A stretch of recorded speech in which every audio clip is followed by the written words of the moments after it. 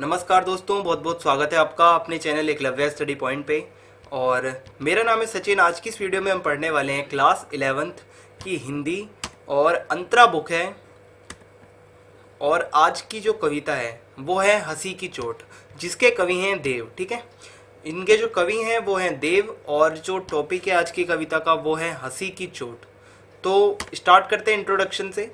तो इंट्रोडक्शन जो है इस कविता का वो इस तरीके से है कि ये एक तरीके का सवैया है। ठीक है, ये इस सवैये के अंदर क्या है कि जो श्री कृष्ण हैं उनकी हंसी से घायल गोपी के विरह का वर्णन किया गया है कि किस प्रकार से श्री कृष्ण जब उनको देखकर हंसते हैं, उसकी जो मतलब एक श्री कृष्ण जी की जो हंसी होती है उसको देखकर जो गोपी घायल हो जाती है और जो गोपी को जो दुख पहुंचता है, एक वो इसका वर्णन है।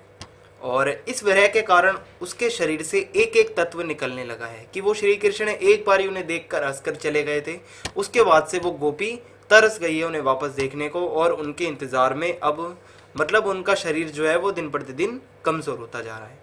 तो आइए स्टार्ट करते हैं। लाइनें पढ़ूंगा आपके सामने में और वो है, सांसनी ही सो समीर गयो अरु, आंसुन ही सब नीर गयो ढरी, तेज गयो गुण लय अपनो, अरु भूमि गई तन की तनुता करी।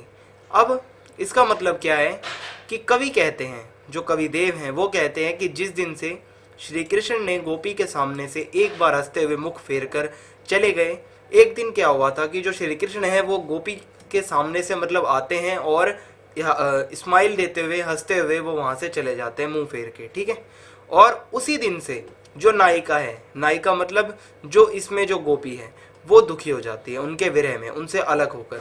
और ऐसा करके श्री कृष्ण ने गोपी का हृदय ही चुरा लिया है, मानो दिल चुरा लिया हो श्री कृष्ण ने गोपी का।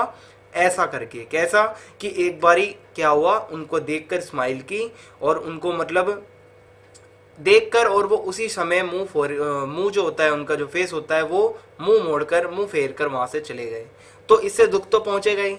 आगे क्या होता है, तभी से गोपी के शरीर से 5 तत्व, जो पंच तत्व से मिलकर हमारा शरीर बनता है, वो एक एक तत्व डेली प्रतिदिन जो है एक एक तत्व निकलता जा रहा है श्री कृष्ण से दूर होकर। जैसे किस प्रकार ये तत्व निकल रहा है, आइए आपको बताता हूं कि हमारा जो शरीर होता है वो वायु, ठीक है, जल, अग्नि, इन सब से मिलकर बना होता है। ठीक है, और मिट्टी। लेकिन धीरे धीरे क्या होता है, ये जो तत्व हैं जिनसे मिलकर हमारा शरीर बना होता है, ये गोपी का जो शरीर है वो भी इन 5 तत्वों से मिलकर बना है। लेकिन जब से श्री कृष्ण ने उनके साथ ऐसा किया है देखकर और वो मुस्कुराकर चल दिए हैं, उनके शरीर से ये 5 तत्व धीरे धीरे अब निकलने लगे हैं। कैसे, तेज तेज सांस छोड़ने से वायु तत्व निकलने लगा है। वो विरह में दुखी हैं, दुखी इंसान तेज तेज सांस छोड़ता है और तेज तेज सांस छोड़ने के कारण उनका वायु तत्व जो है वो निकल रहा है। आंसू बह रहे हैं दुख में तो जल तत्व निकल रहा है। शरीर की गर्मी, इसके द्वारा अग्नि तत्व निकल रहा है उनका। विरह के दुख में दुखी होने के कारण, विरह का मतलब होता है जुदाई, जो एक बिछड़न, विरह के कारण जो दुख होता है उससे दुखी होने के कारण शरीर में कमजोरी आ रही है, जिससे क्या हो रहा है, उनका भूमि तत्व जो उनका मिट्टी का तत्व है वो भी अब दूर होता जा रहा है उनसे। और आगे वो कहते हैं कवि, देव जिये मिली बेही की आस की, आस हूँ पास आकाश रहो भरी, जा दिन तय मुख फेरी हरे हंसी, हेरी हियो जू लियो हरी जू हरी।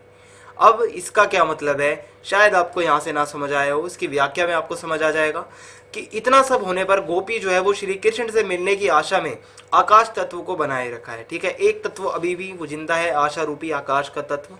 और जिस दिन से श्री कृष्ण ने गोपी की तरफ से मुंह फेर लिया है, तभी से उसका दिल उनके साथ ही चला गया है, श्री कृष्ण के साथ में ही गोपी का जो दिल है वो चला गया है और गोपी के मुख की हंसी गायब हो गई है और वह कृष्ण को खोज खोज कर थक गई है। ठीक है, तो ये जो था इन लाइनों को मतलब था, काफी आसान है, आपको अब समझ में आ गया होगा।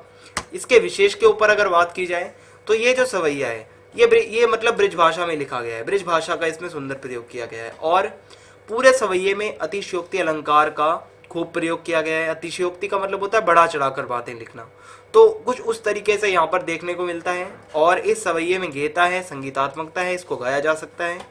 और बात की जाए अलंकार की तो अनुप्रास अलंकार कहाँ कहाँ पर यूज हुआ है, सांसनी ही सो समीर में, ठीक है, और तन की तनुजा, इन दो जगहों पर अनुप्रास अलंकार का सुंदर प्रयोग किया गया है। बात की जाए कोई मुहावरा है तो मुहावरा है मुंह फेर लेना। एक लाइन आई थी मुंह फेर लेना, तो जो ये लाइन है मुंह फेर लेना, यहाँ पर मुहावरे का प्रयोग किया गया है। तो ये विशेष के बिंदु मैंने आपको बताए। अब मिलेंगे नेक्स्ट सवैये के साथ जल्दी ही, और उससे पहले अगर कोई भी आपके डाउट हो तो आप कमेंट बॉक्स में जाकर लिख सकते हैं। चैनल को सब्सक्राइब करना ना भूलें, बेल आइकन दबाएं जिससे आपको हर वीडियो की नोटिफिकेशन मिले, और वीडियो को ज़्यादा से ज़्यादा अपने दोस्तों में आपको शेयर करना है। जय हिंद, जय भारत, धन्यवाद।